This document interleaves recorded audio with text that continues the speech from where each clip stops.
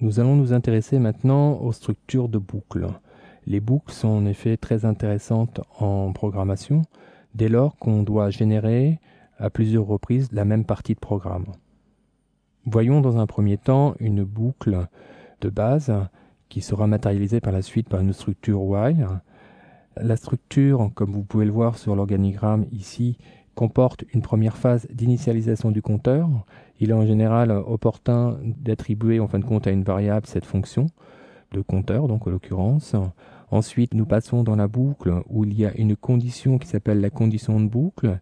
Et tant que cette condition sera valide, nous allons réaliser la boucle et donc continuer de boucler ici. Donc cette condition est ni plus ni moins structurée de la même manière que celle que nous avons vue pour les structures de choix précédemment. Nous aurons l'occasion de voir ça, de mettre ça en pratique. Il est intéressant de noter que lorsqu'on va boucler, il est impératif que le compteur de boucle puisse évoluer, puisque la condition s'appuie en général sur le compteur. Il faut donc ne pas oublier d'ajouter en bas du bloc une évolution de ce compteur. Nous verrons qu'il y a différentes structures en fin de compte de boucle. Si nous marchons avec une boucle avec incrémentation, il faudra donc mettre ici une instruction d'incrémentation du compteur.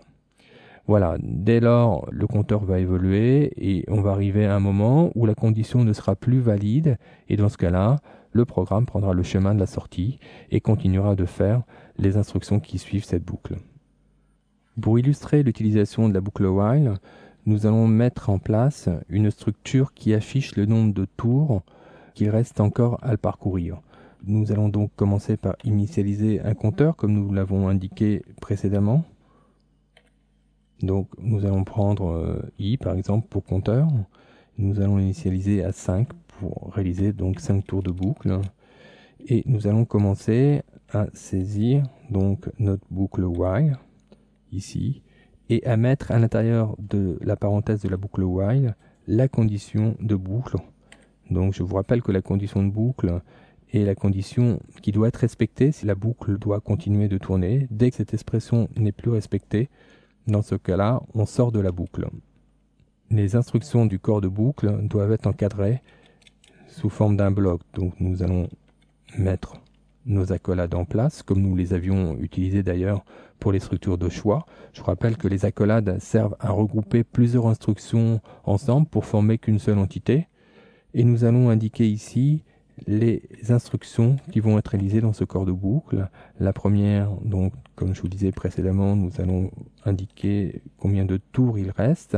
Et nous allons, pour cela, utiliser ce que nous avons vu précédemment, c'est-à-dire la concaténation, puisque nous allons indiquer ici la valeur du compteur, la variable étant donc différent du texte qui l'entoure. Nous utilisons la concaténation par le biais de l'opérateur de concaténation qui est le point, qui sert donc à coller un texte avec une variable ici.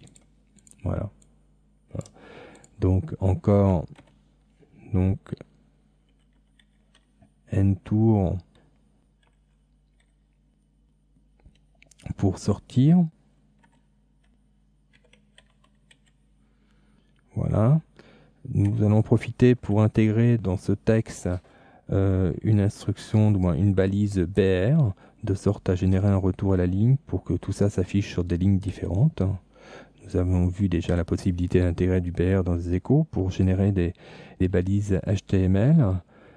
Voilà, nous avons réalisé la première instruction. La deuxième sera le compteur de boucle. En l'occurrence, ici le compteur sera un décompteur, puisque nous allons partir avec une variable $i qui est égale à 5, et la finalité est de descendre en dessous de 0, puisque le compteur marchera tant que cette variable est supérieure à 0. Nous allons donc devoir ici intégrer un décompteur de boucle. Nous allons donc utiliser l'instruction de décrément que nous avons vu précédemment dans le chapitre d'avant. Et voilà, notre structure est maintenant terminée. Ce que je vous propose, c'est d'afficher simplement à la fin un petit message pour indiquer que la boucle est terminée.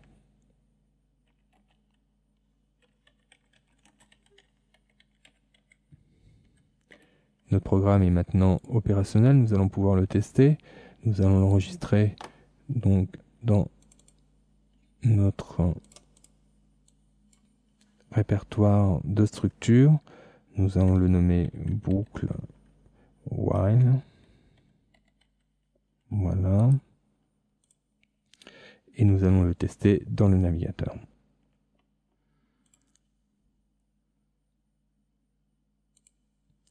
Donc le programme boucle while, voilà. Nous pouvons constater ici que notre système marche correctement. Nous avons donc fait 5 itérations de cette boucle. La première, donc lors du premier passage, le compteur étant égal encore à 5. Dès lors que nous sommes passés donc au niveau de l'instruction de décrément, celui-ci passe à 4. On revient donc ici, on reteste de nouveau. 4 étant toujours supérieur à 0, on continue de boucler, etc. jusqu'au moment où nous allons arriver au tour où le compteur sera égal à 1, comme vous pouvez le voir ici. Donc dans ce cas-là, lorsque nous allons revenir ici, le compteur étant égal à 1, il sera ensuite décrémenté, la variable $i sera donc égale à 0, et lorsque nous allons tenter de refaire une 6e boucle, la condition de boucle ne sera plus valide, et donc notre programme sera redirigé vers la suite, à savoir vers cette fonction, vers cette instruction qui indique que la boucle est terminée. Il existe néanmoins 2 pièges courants lorsqu'on réalise une boucle. Le premier piège est d'initialiser une variable qui est déjà en dehors du test de condition de boucle, à savoir si par exemple je mets 0 ici et que j'enregistre et je teste et j'actualise. Vous voyez ici que la boucle ne démarre pas du tout dans ce cas, elle ne s'exécute pas du tout. Le deuxième problème que nous pouvons rencontrer est le cas où la boucle part en boucle infinie. Reprenons donc une configuration de base d'une boucle qui fonctionne. Donc, nous allons nous en assurer tout de suite que notre boucle refonctionne correctement. Revenons ici et modifions par exemple le décrément que nous avions ici. Nous allons maintenant le mettre en incrément. Il faut bien comprendre que ces 3 éléments, celui-ci, l'initialisation du compteur, celui-ci, la condition de boucle, et son incrément, on va appeler ça son évolution, puisqu'on peut avoir des incréments comme des décréments, doivent être cohérentes entre elles. À savoir, nous avions ici un cas où c'était cohérent lorsque nous avions moins. Si nous modifions le décrément et nous le remplaçons par un incrément, la boucle, cette fois, lorsqu'on va initialiser le $i à 5, va aller vers l'infini et donc ne rentrera jamais dans la condition de sortie de boucle. Nous allons tester donc ce cas de boucle infinie. Si nous testons maintenant,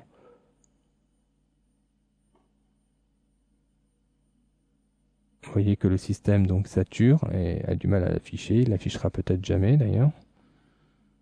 Et donc nous avons typiquement une boucle infinie. La boucle tourne dans le vide et n'arrive jamais à afficher le résultat. Au bout d'un certain temps, vous voyez que le résultat s'affiche et donc évidemment, ce n'est pas du tout l'effet que nous attendions.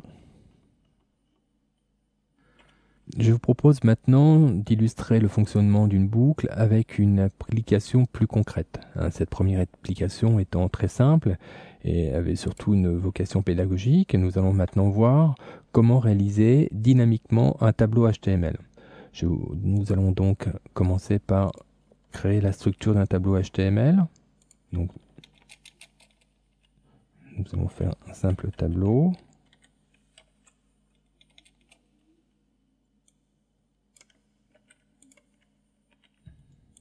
Voilà. Et nous allons donc mettre une structure de ligne à l'intérieur. La cellule. Donc nous mettrons une valeur quelconque. Ici, la fin de la cellule. Et ici, la fin de la ligne. Voilà, nous avons une structure de boucle traditionnelle. L'idée est la suivante. Donc je vais m'assurer que mon tableau s'affiche correctement en le mettant dans la partie HTML. Ici, je vais d'ailleurs peut-être ajouter un border de sorte à voir le bord de ce tableau.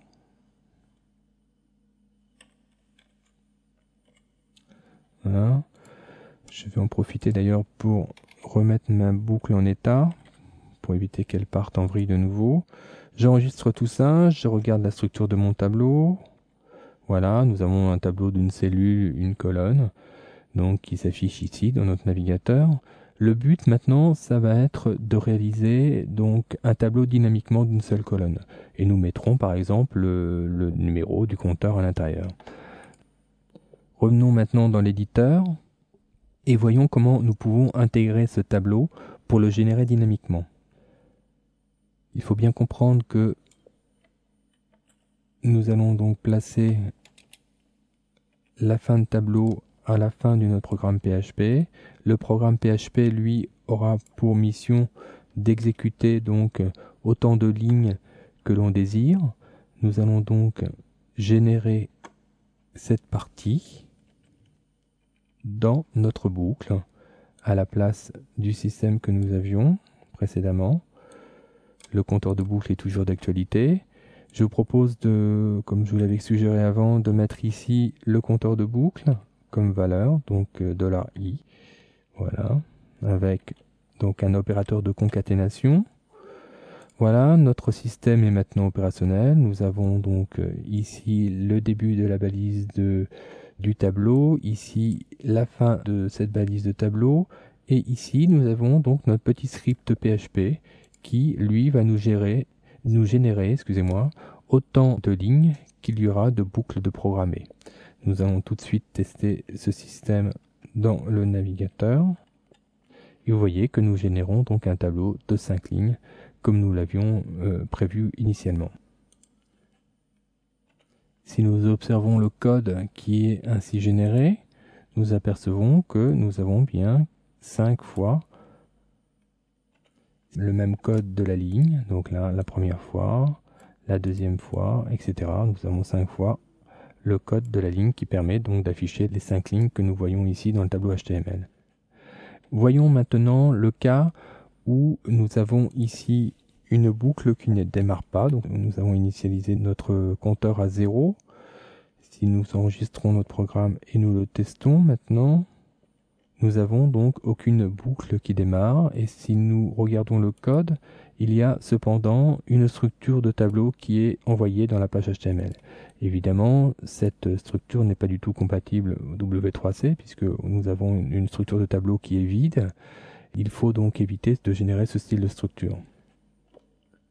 Pour éviter cela, nous allons voir une nouvelle structure qui est la structure do-while. La structure do-while peut se représenter avec l'organigramme suivant. Nous avons toujours l'initialisation du compteur.